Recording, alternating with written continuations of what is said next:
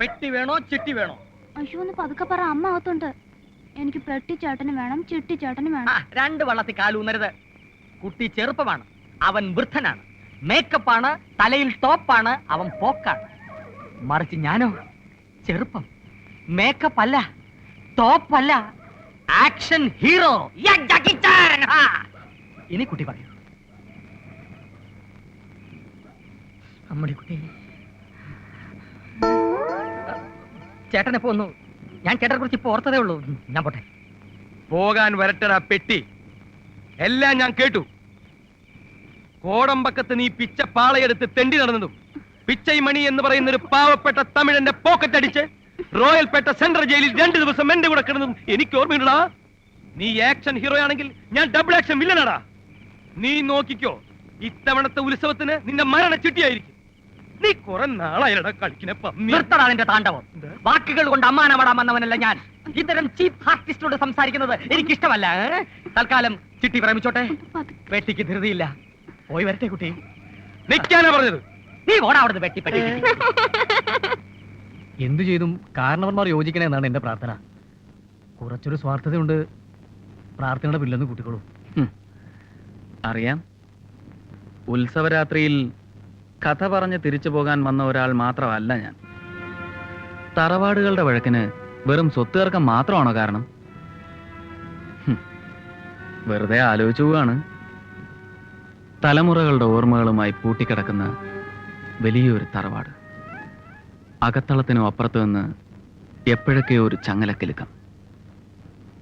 20 വർഷമായിട്ടും ആരും തൊടാതെ കിടക്കുന്ന ക്ഷേത്രക്കുളം. എവിടൊക്കെയോ എന്തൊക്കെയോ ദുരൂഹത.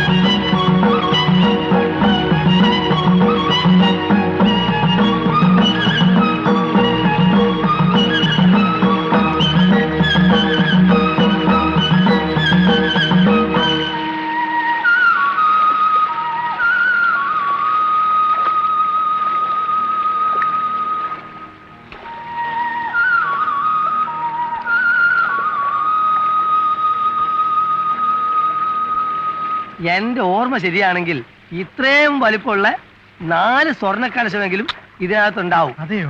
പിന്നെ നിധിയുടെ ഒരു പെട്ടി തന്നെ ഉണ്ടാവണമെന്നാ പറഞ്ഞു കേട്ടിട്ടുള്ളത്. ടിപ്പുവിന്റെ പടയോട്ടക്കാലത്ത് ഇതിലല്ലായിരുന്നു ഓടിയിരുന്നേ. ഇവരൊക്കെ ഇവിടെ ജനിച്ചു വളർന്ന ആൾക്കാരല്ലേ? പിന്നെ കൊണ്ടിരുന്നത് കണ്ടു കാണും. കണ്ട് കാണുന്ന അങ്ങനത്തെ ന്യായം പറയരുത്.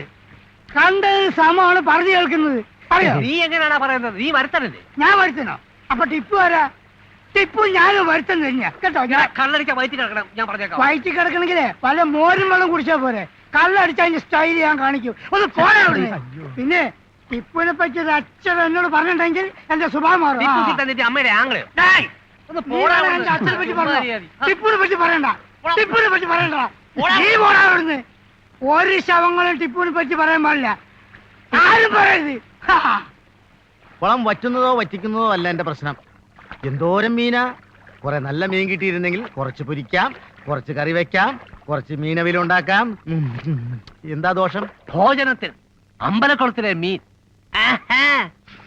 നാട്ടുകാർ കേക്കണ്ട. അയ്യേ, ഞാനൊരു ആഗ്രഹം പറഞ്ഞൊന്നല്ലേ ഉള്ളൂ. ഇന്നെന്തായാലും വെള്ളം പറ്റി അടുത്തറ കാണാൻ പറ്റുമെന്ന് എനിക്ക് തോന്നുന്നില്ല. ഉറക്കം കളയണ്ട, സ്ഥലം വിട.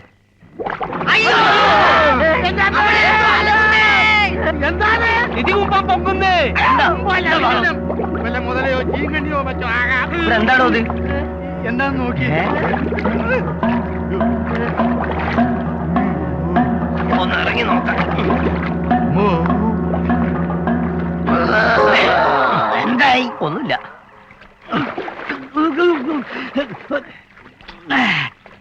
കരയുവാണ്. അത് മനസ്സിലായി. എന്താ ഇവിടെ? നായരെ നിങ്ങളല്ലേ പറഞ്ഞത് ഇതിലെ ടിപ്പുവിന്റെ പടയോട്ടുണ്ട്, ഇതിൽ നിധി ഉണ്ടെന്ന്? അതെ. ആ, അതിന് ഒറ്റക്കെന്താ എടുക്കല? ഒറ്റയ്ക്കില്ല. ഈ നിധി എടുത്തിട്ട് ഈ ഗ്രാമത്തിൽ ഒറ്റ കള്ളുഷാപ്പുള്ളൂ. എത്രയോ ജനങ്ങൾ ഇവിടെ കഷ്ടപ്പെടുന്നത്. അവർക്ക് കള്ളുഷാപ്പ് തുടങ്ങാനാ ഞാനിത് എടുക്കുന്നത്. നിധി யாரும் கிட்ட வரக்கூடாது. ஒரே அடி நெஞ்சில மாஞ்சிட்டோட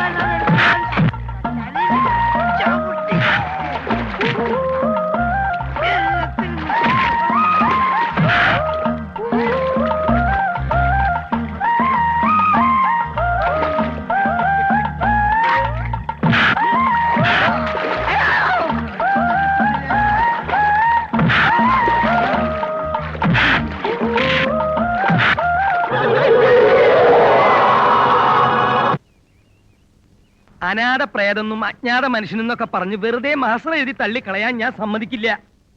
ഈ ചരിത്ര പുരുഷന്റെ അസ്ഥികൂടം ആരുടേതാണെന്ന് വ്യക്തമായിട്ടുള്ള ഉത്തരം എനിക്കുണ്ട്. അസ്ഥികൂടം ആരുടെയാണെന്ന് അറിയാവോ? എനിക്കറിയാം. എന്നാ പറയൂ. അത് ഞാൻ പറയേണ്ടവരോട് പറഞ്ഞോളാം. ആരെയെന്ന് വെച്ചാ പറയണോ? അതൊരു തുക്കട ചായക്കടക്കാരനോട് പറയാനുള്ളതല്ലടോ. സൂക്ഷിച്ച് സംസാരിക്കണം. സൂക്ഷിച്ച് സംസാരിച്ചില്ലെങ്കിൽ അല്ലെങ്കിൽ താനേ അസ്ഥികൂടത്തിന് എന്ത് ചെയ്യും? തനിക്ക് വരും. നീ കുറച്ച് നാളായില്ലടാ. എന്താ ഇവിടെ പ്രശ്നം? ഇവിടെ പ്രശ്നമൊന്നുമില്ല. പ്രശ്നമില്ലെന്ന് ഞാൻ പറഞ്ഞു. പ്രശ്നമുണ്ട്. ആ പ്രശ്നം നീ പറഞ്ഞു കൊടുക്കും. സാറേ, ഈ അസ്ഥികൂടം ആരുടെയാണ്, എന്താണ്, എവിടത്തെയാണെന്ന് ഈ ഗ്രാമത്തിൽ വളരെ വ്യക്തമായിട്ട് അറിയാവുന്ന ഏക മനുഷ്യന് ശരിയാ ശരിയാ. കണ്ടോ അഹങ്കാരം? തന്നെ വിശ്വസിച്ചിട്ടുണ്ടോ തന്നോട് ഞാൻ പറഞ്ഞു? അത് ഇവരോട് പറയാൻ പാടുണ്ടോ? കേട്ടോ അത് ഞാൻ പോലീസ് ഐജിയോടും സൂപ്രണ്ടിനോടും ഞാൻ പറഞ്ഞോളാം. സ്ഥലത്ത് പിടിയുള്ള ആളാട്ടോ ഞാൻ. ഓ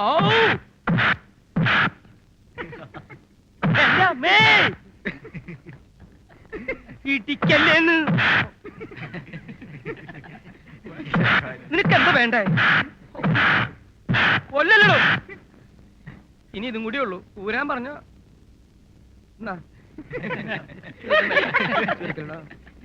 പൊതുജനങ്ങളുടെ ശ്രദ്ധയ്ക്ക് 2 ദിവസത്തിനകം ഞാൻ കൂടുതൽ ശക്തി ആർജിച്ച് ഇവിടെ തിരിച്ചെത്തുമെന്ന് ഊന്നി ഊന്നി പറയുകയാണ്. മതി മതി, നിനക്ക് ഞാൻ വന്നിട്ട് തരാട്ടോ. നിങ്ങൾ വരുന്നില്ലേ?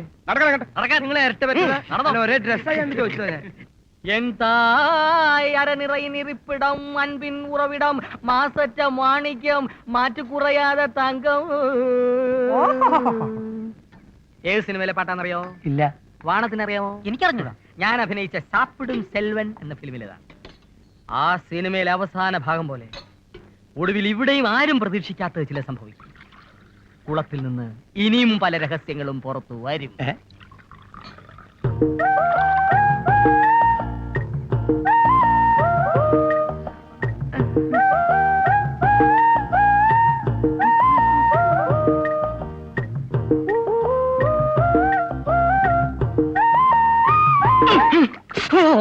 എടാ ചാപ്പിടി ചെല്ലുമേ, കിടന്ന് അലറാതെ ചായ എടുത്ത് കുടിച്ചു എഴുന്നേറ്റ് പോടാ. കാശ് തന്നേച്ച് പോടി അപ്പുറത്ത്. താൻ ഇവിടെ ഇരുന്ന് ഇല്ലാത്ത വെട്ടിത്തരങ്ങളൊക്കെ വിളിച്ചു പറയും. പോലീസുകാർ വന്ന് പൊക്കുന്നത് ഞങ്ങളെ ആയിരിക്കും. പോലീസുകാരെ കാണാൻ നല്ല രസാ, പക്ഷെ അവരുടെ ചില കൈക്രിയകള് കണ്ടു നിൽക്കാൻ പ്രയാസ. ഗരുഡൻ തൂക്കം എന്നൊരു പരിപാടി ഉണ്ട്, സഹിക്കാൻ പറ്റില്ല. ഒരിക്കൽ ഞാൻ കണ്ടതാ. ആഹാ, കണ്ടിട്ടേ ഉള്ളൂ.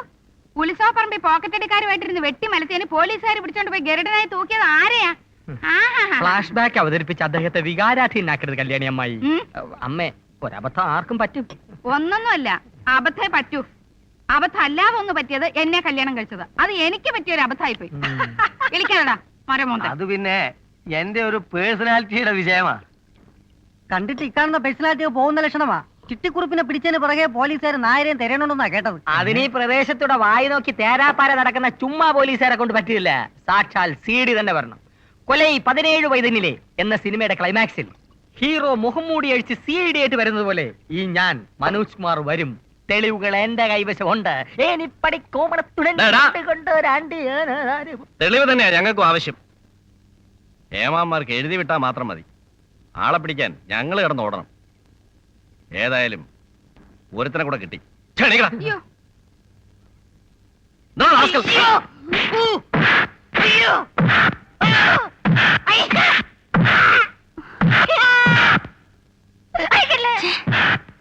വെഹിക്കിൾ റെഡിയാണോ സാർ? വെഹിക്കിൾ റാസ്കൽ നടക്കടാ. ഞങ്ങൾ ചായ കുടിച്ചിട്ട് വരുന്നത് വരെ പുഴക്കരയിൽ നിൽക്കണം. ഓടോ മറ്റോ ചെയ്താൽ നിന്റെ വാരിയൽ ഊരി എടുക്കും. ഇപ്പൊ ഊരിയതപ്പ തരും. അത് സ്റ്റേഷനിൽ ചെല്ലുമ്പോ പറയാം. മതി. നടക്കാം. വരട്ടെ. ഓ വരട്ടെ. വരട്ടെ.